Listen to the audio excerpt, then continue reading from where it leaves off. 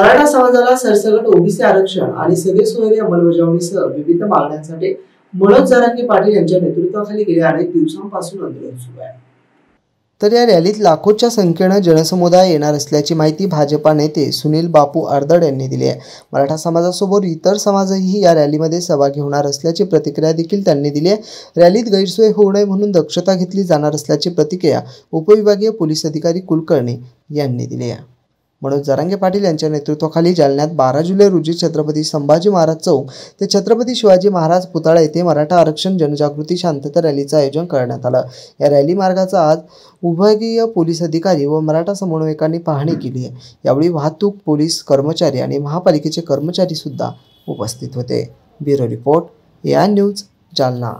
महारॅली वगैरे आहे 12 तारखेला आणि आज आपण काही रूट पाहणी वगैरे केली। कशा पद्धतीने बंदोबस्त राहणार आहे आणि काय पाहणी वगैरे केली आज आपण? 12 तारखेला शांतता रॅली आहे आरक्षणासंदर्भात, मराठा आरक्षणासंदर्भात श्री जरांगे पाटील यांच्या नेतृत्वाखाली, आणि तिचा रूट जो आहे छत्रपती संभाजी महाराज पुतळा मोतीबाग ते छत्रपती शिवाजी महाराज पुतळा असा मार्ग राहणार आहे। आणि संयोजकांबरोबर आज त्या मार्गाची पाहणी केलेली आहे।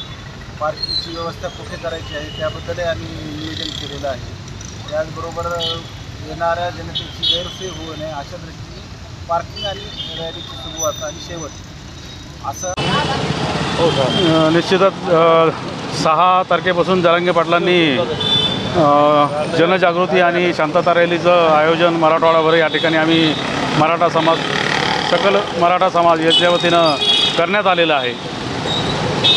नांदेड, हिंगोली आणि काल परभणी असे 3 जिल्ह्याची रॅली या ठिकाणी संपन्न झालेली आहे।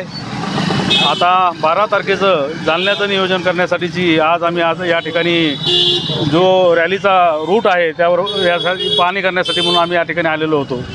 सरकारने 13 जुलैपर्यंत या ठिकाणी वेळ मागितलेला होता आणि निश्चित स्वरूपात जरांगे पाटलांनी सर्व मराठा समाजाला सांगितलेलं आहे की 13 तारखेपर्यंत सरकारवर आपला पूर्ण विश्वास आहे आणि आपल्या मागण्या या मान्य होतील।